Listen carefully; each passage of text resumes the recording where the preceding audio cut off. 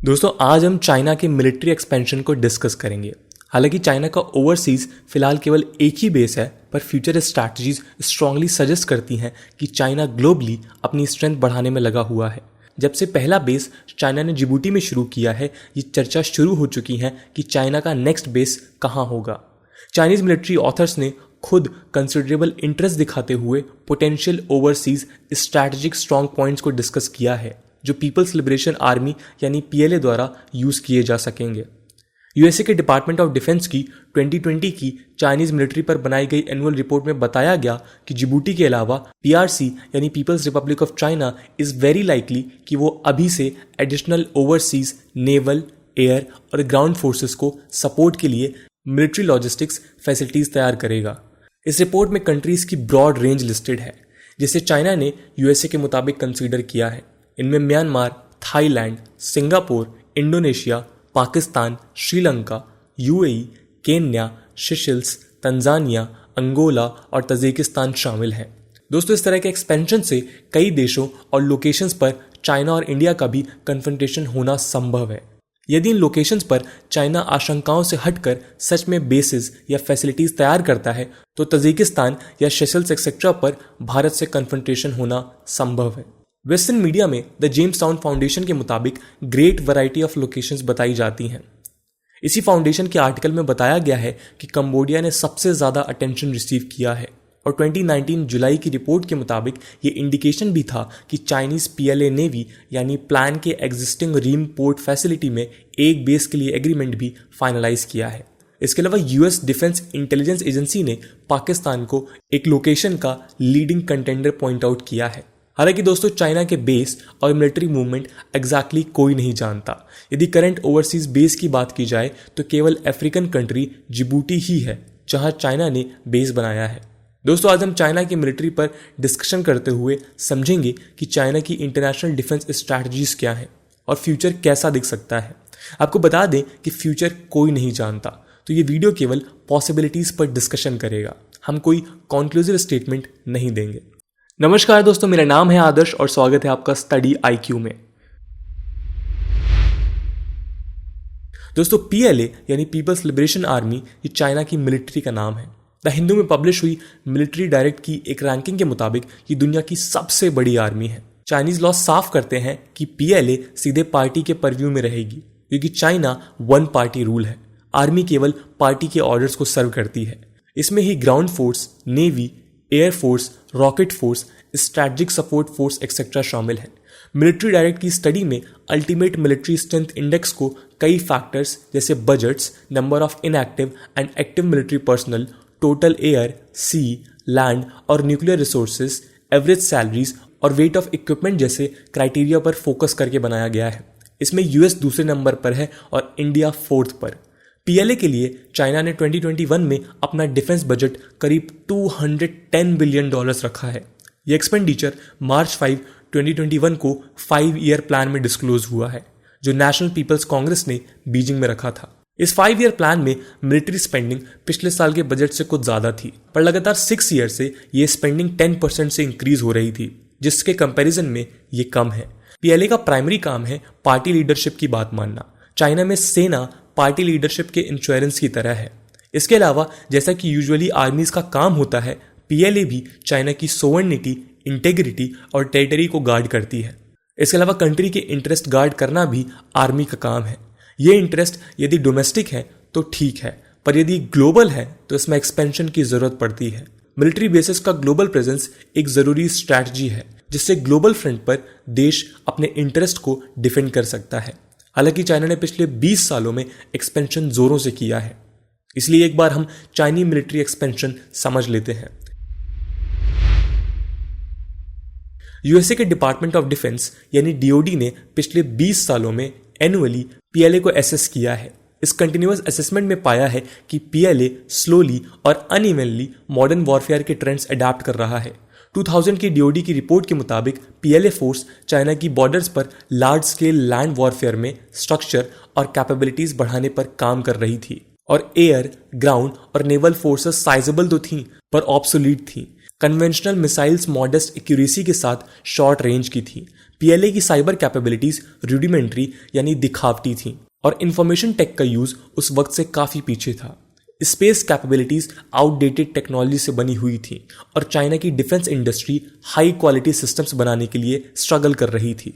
2000 में यदि People's Republic of China modern weapons produce करता या एक्वायर भी कर लेता, पीएलए के पास ज्वाइंट ऑर्गेनाइजेशंस और इफेक्टिवली ट्रेनिंग दे सकने की कमी थी। इस 20 साल पुरानी रिपोर्ट ने एसेस किया था कि पीएलए के ऑब्स्टिकल्स इतने सीवियर थे कि यदि इन्हें अनएड्रेस छोड़ दिया जाता तो पीएलए के वर्ल्ड क्लास मिलिट्री फोर्स बनने के लिए कभी तैयार नहीं होती।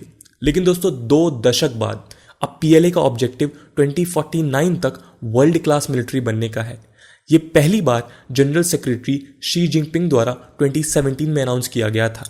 हालांकि सीसीपी ने ये डिफाइन नहीं किया है कि वर्ल्ड क्लास मिलिट्री के क्या मायने होंगे, पर पीआरसी की नेशनल स्ट्रेटजी के कॉन्टेक्स्ट में बीजिंग 21st सेंचुरी के मिड तक एक सुपीरियर, शायद यूएस मिलिट्री जैसी मिलिट्री तैयार करने का प्लान कर रहा है।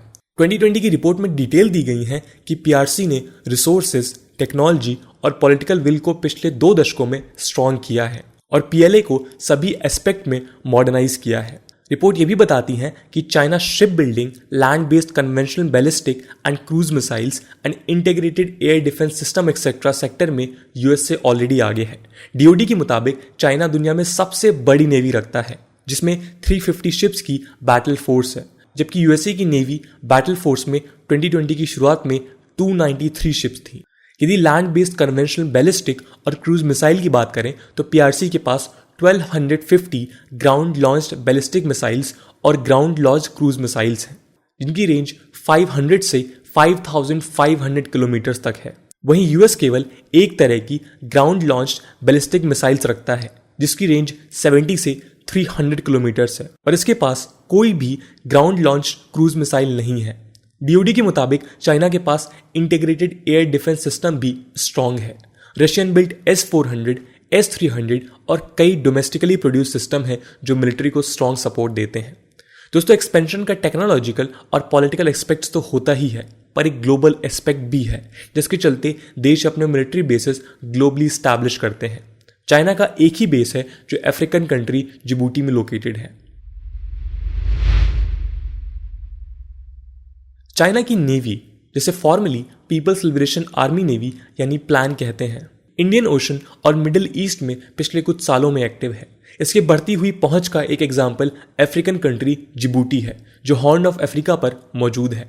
ये स्ट्रैटेजिकली बहुत इंपॉर्टेंट है और इस देश में रिपोर्टेडली करीब 13 देशों के मिलिट्री बेसिस या फैसिलिटीज हैं। रिसेंटली फोर्ब्स ने सैटेलाइट इमेजेस पब्लिश की हैं। इसमें बताया गया है कि चाइना इस फोर्टिफाइड सपोर्ट बेस पर काम कर रहा है। ओपन सोर्स इंटेलिजेंस यानी OSINT का यूज कर फोर्ब्स के आर्टिकल फोटोज को एनालाइज करता है। इसमें रिक्लेम्ड लैंड पर एक्सकेवेटर काम करता हुआ दिखाई देता है। इस वर्क के एनालिस्ट कहते हैं कि चाइना बेस बढ़ा रहा है। जिबूटी में चाइना का पहला ओवरसीज बेस है जो 2017 में शुरू हुआ था, पर पियर्स अब भी अंडर कंस्ट्रक्शन है।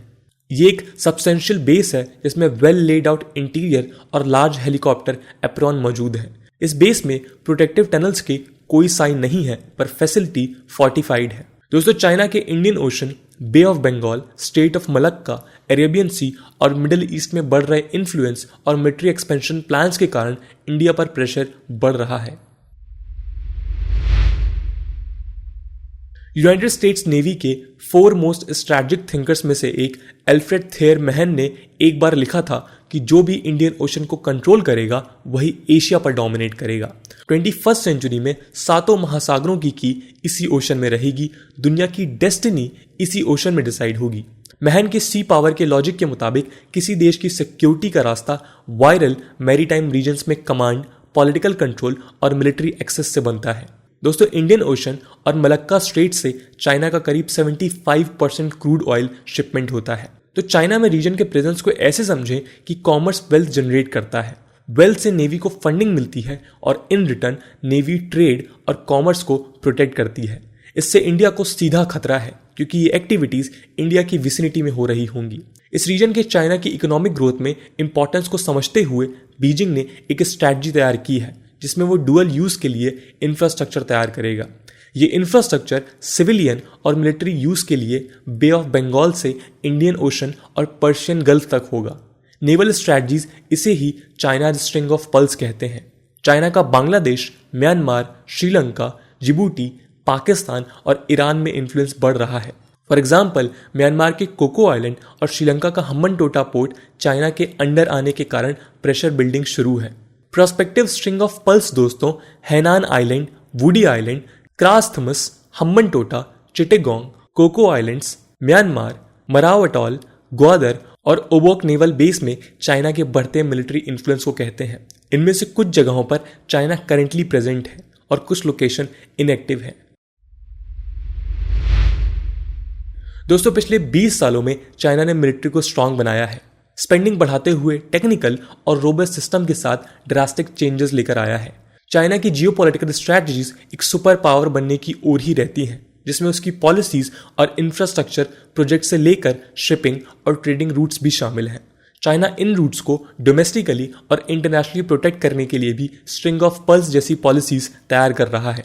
इंडियन ओशन रीजन यानी IOR में चाइना ने पिछले कुछ सालों में एग्रेसिवली स्टेप्स लेने शुरू किए हैं और जिसके चलते एक्सपर्ट्स का मानना है कि इंडिया को प्रॉब्लम्स हो सकती हैं। PRC ओवरसीज एक रोबस्ट लॉजिस्टिक्स और बेसिक इंफ्रास्ट्रक्चर स्टैब्लिश करना चाह रहा है ताकि PLA दूर दूर तक मिलिट्री पावर प्रोजेक्ट और सस्टेन कर सके।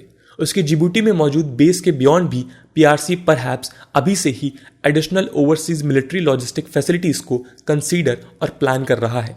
ये लोकेशंस जैसे कि पहले भी बताया है, Myanmar, Thailand, Singapore, Indonesia, Pakistan, Sri Lanka, UAE, Kenya, Seychelles, Tanzania, Angola और तजिकिस्तान में लोकेटेड हो सकती हैं। PRC और कंबोडिया ने पब्लिकली डिनाई किया है कि उनके बीच रीम नेवल बेस को लेकर कोई एग्रीमेंट साइन हुआ है। ये दोस्तों चाइना के लिए एडवांटेज है, पर US और इंडिया जैसे देशों के लिए खतरा है। दोस्तों, what's your opinion on this? क्या आपको लगता है कि चाइना अपने बेसिस को बढ़ाने की कोशिश करेगा या फिर वो अभी तक जैसे काम करता आया है कि सिर्फ अपनी इकोनॉमिकल एक्सपेंशन पे ध्यान देना और मिलिट्री सिक्योरिटी के लिए या किसी रीजन में स्टेबिलिटी के लिए किसी और देश पे रिलाई करते रहना? क्या वो इस पॉलिसी को आगे बढ़ाएगा या फिर अब चाइना मिलिट्री एक्सपेंशन पर भी बराबरी का ध्यान देगा? कमेंट सेक्शन में जरूर बताइएगा। आज की वीडियो के लिए इतना ही। आई होप आपको वीडियो पसंद आई होगी और अगर पसंद आई है तो अपने दोस्तों के साथ शेयर करना मत भूलिएगा। हम मिलते हैं अगली वीडियो में, तब तक के लिए जय हिंद, जय भारत।